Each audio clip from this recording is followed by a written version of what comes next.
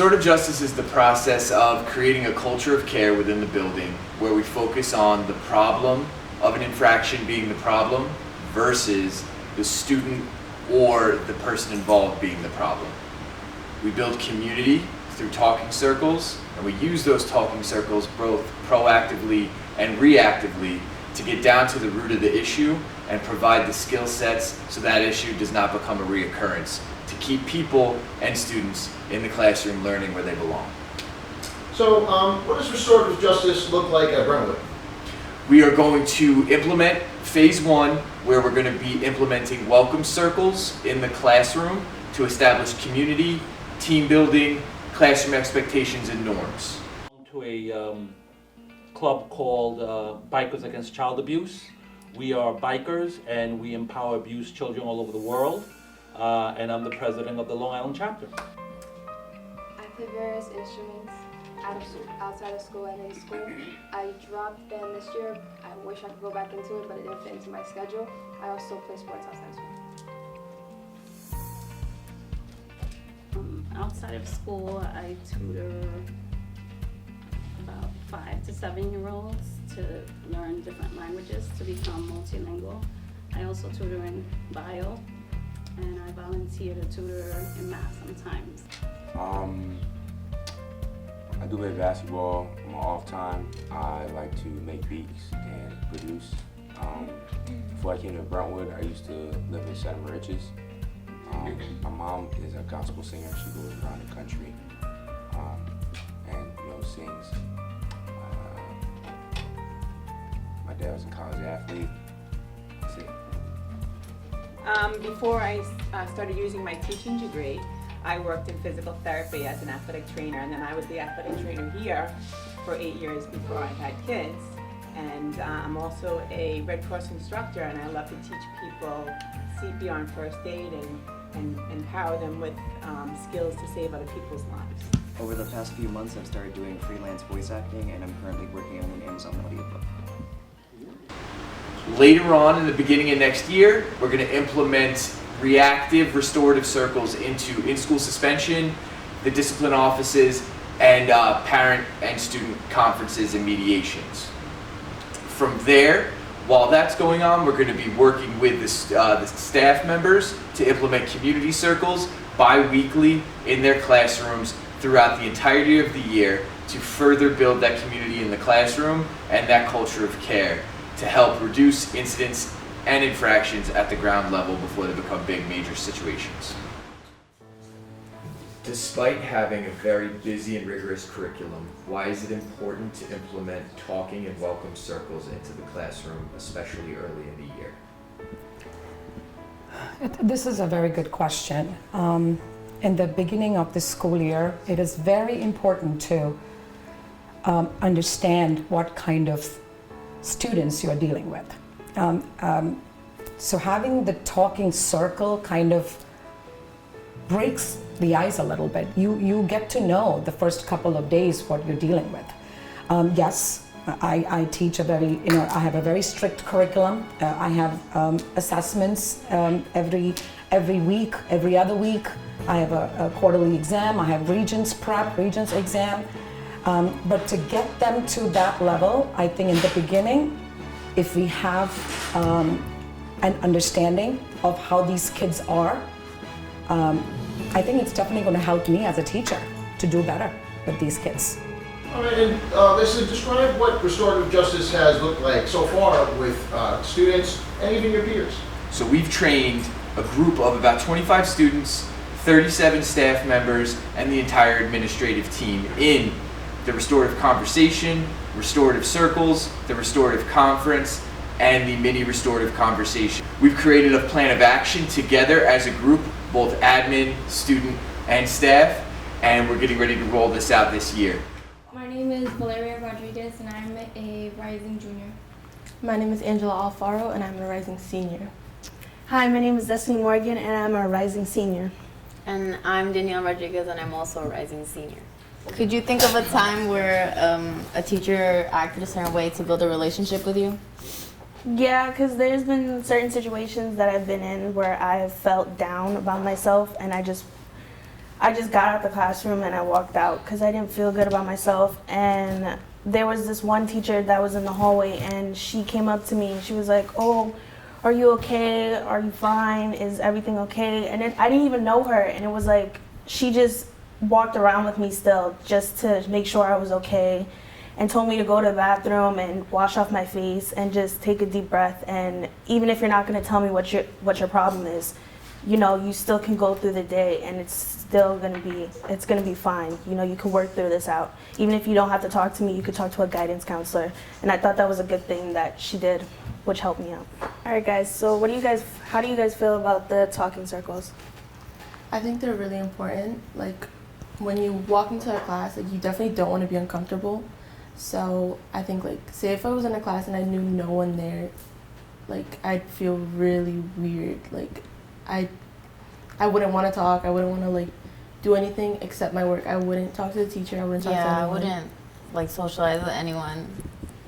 Like, talking circles, they, like they kind of force you to have a conversation you probably don't want to have. But, like, at the end of the day, it'll basically, like, benefit you and how you work in the classroom. Yeah, but it helps because, like, basically when you have, like, older friends who had that teacher, you have that feeling of, like, oh, yeah, I know this person, but they act that certain way. But when you get to these talking circles, you get to know that teacher from a better angle instead of hearing it from other people, instead of just taking it from other people's advice, like just saying that they had that other teacher and that they had that one bad experience. That teacher is like that, because they're not. They're it really not. depends on, like, the student and how the student acts towards the teacher. That's true. It also helps you, like not just with the teacher, but, like, you can also, like, build, like, friendships. You know, like, you get to meet the other students and see what they're like. 'Cause, like, without the circles, I don't think I'd just go up to, like, random people and start, like, asking them random questions. True. Students have been an integral member of this planning process, from helping shape what it looks like in the school, the rooms from what rooms we utilize, to what staff members are involved, to what questions are asked at the ground level. This has been a collaborative effort from the administration team in terms of planning and the students and staff members in terms of implementation and rollout. Never gonna give you up. I'm never gonna let you go. Never gonna say goodbye. No. Never gonna give. Alex, can you tell us about a time that you were approached two different ways by two different staff members regarding the same incident and how it made you feel? Yeah, there was this one time when I was in the lunchroom and a monitor approached me and she accused me of cutting very aggressively. She raised her voice and I felt disrespected. I felt embarrassed because everybody was there. The whole line started looking at me, and I'd never been in trouble before, so I'd never been in that situation, and I was embarrassed. But there was a different time where another teacher approached me very calmly. He started talking to me. He was asking me. He said if I cut. I said no, and he recognized me. He knew who I was. He knew I was a good kid. There was no need for getting aggressive with me, and I felt good about myself, and we solved the problem. Do you feel that if students are exposed to multiple negative interactions in a day, in a week, in a month, that it would negatively change their outlook on school? Yeah, of course. They would feel like they're not wanted there. They'll feel disrespected. And no one wants to be a place where they're disrespected. They want to be respected. And yeah. Do you think that those negative interactions could lead to incidents arising in the hallways of the classroom? Yeah. They'll catch an attitude with a teacher for no reason. They'll just be aggressive. They'll probably maybe start a fight. They have the anger built up in them. Now, if staff members took the approach that second interaction you had, that more positive interaction with students, and students were exposed to multiple positive interactions during the week, would it deter or change some of those possible negative situations happening in school? Yeah. It would create a better environment for the students. Students would want to be at school. They would feel like they're wanted at this place. They want to be there. What does culture of care mean to you? Well, some students at home are experiencing negative energy, a negative environment. So if we create a negative environment in school, they'll just continue to be bad, and their bad behavior will increase. But if we create a positive environment in school, it'll help them become better people, and become better students. And in your mind, the responsibility of creating that culture of care, of creating that positive environment for those students that may have negative home lives, where does that responsibility fall? And the teachers, the students, if the teachers approach the students with respect, they'll be respected, and they'll have a good relationship with each other, and they'll care for each other, and they'll actually do things out of their own heart, and not just because they have to. How do you work planning restorative justice at the high school with your peers and your teachers? Be more aware that the kids might have problems. Like, so for example, like one of my teachers, she saw that that one of my friends was having a problem in school, and she took him outside and had a little talk with him. So, and after that, he kind of started picking up his work and tried harder in school. What does restorative justice look like at Brentwood? This is going to be our first year having restorative justice at the high school. We're planning on having a better environment, safer environment, and better relationships between students and the teachers. All right, and describe your work planning restorative justice at the high school with your peers and your teachers.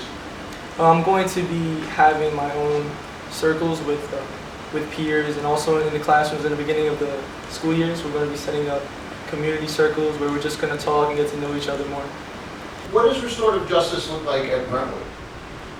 Restorative justice in Brentwood, basically we're trying to get a better relationship between students and teachers, or students and other students, and make the high school and all the schools a better place to learn and a better place to grow and be more comfortable in the community. So in Brentwood, it just looks like everyone is just nicer to each other. We're more open, we trust people more.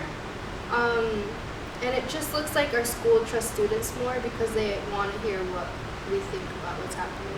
Trying to work planning restorative justice at the high school, with your peers and teachers.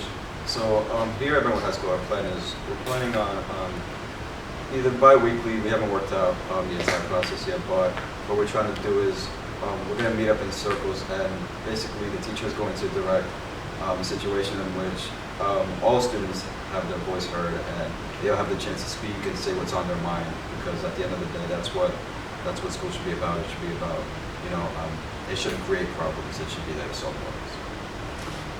So what we're going to do next year is bi-weekly or monthly, we're not sure yet. We're going to do a community circle in the classroom and talk about whatever's going on in the class or outside the class, and discuss with students, all the students and the teacher.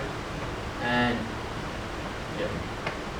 Describe your work so far as plans with restorative justice have been with your peers and your teachers. So because of the connection between the teachers and the students here at Brentwood High School, I feel it's going to be very easy for this program to be implemented and for students to open themselves to practicing restorative justice, and our passion for just wanting to just get into it. I feel it's been a very easy process, and it's going to just develop into something greater next school year. Our work with restorative justice so far has built new ideas for the new school year. It basically helps students create comfort within talking with one another. It can build not only trust but friendships as well, for a lot of students to be able to confide in one another and their faculty.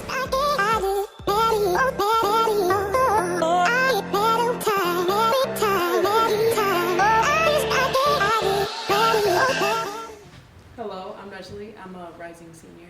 Hi, I'm Manny Willens. I'm going to be 11th grader. I'm Christian Manzo. I'm going to be an 11th grader as well. What is culture of care? I'll start with you and I'll go down. What does culture of care mean to you? Culture of care is in which the entire environment that you're placed in cares for each other. Like he said before, it's not just the teacher favoring one student or the student being more closed off and only to their friends. The culture of care is in which the entire classroom is working towards bettering the education of all of them. And not only the education, we're in here more than we're at home at sometimes. So we have to understand that school, we have to have a culture of care in which we do become each other's family because we're here so often. So we have to care for each other, not only in educational environments, but what's going on in each other's personal lives. That may cause the destructive behaviors that we see sometimes during, in certain situations. I feel like culture of care is basically making everybody in the classroom comfortable with each other. Even if they're having problems between each other, making everything comfortable once you step into the classroom, making it a safe environment for everybody to learn, not distracting others or putting yourself above others, making everything equal. Nobody's gonna be above somebody else, because then it's gonna be an off type of environment for other people learning. So yeah, to continue what he says, like I know some people don't have it, like they have it rough at home, and when they come to school, they expect, like it's like sometimes for them it's like it's better for them, it's like comfortable for them, and it's like you're trying to just make everything comfortable for like those type of people, because like people at home really have hard lives, and it's not, and then like if they come to school and it's even more hard for them, it's just like they they feel a type of way, and like you don't want like a person to feel like that. You want them to feel comfortable and be happy and all that. I'm on my own, broken alone. I feel the rain crashing down all around this empty town. I'm searching for the lost and found, but you don't care, you're unaware. Keep moving like the scars aren't even there. It's in the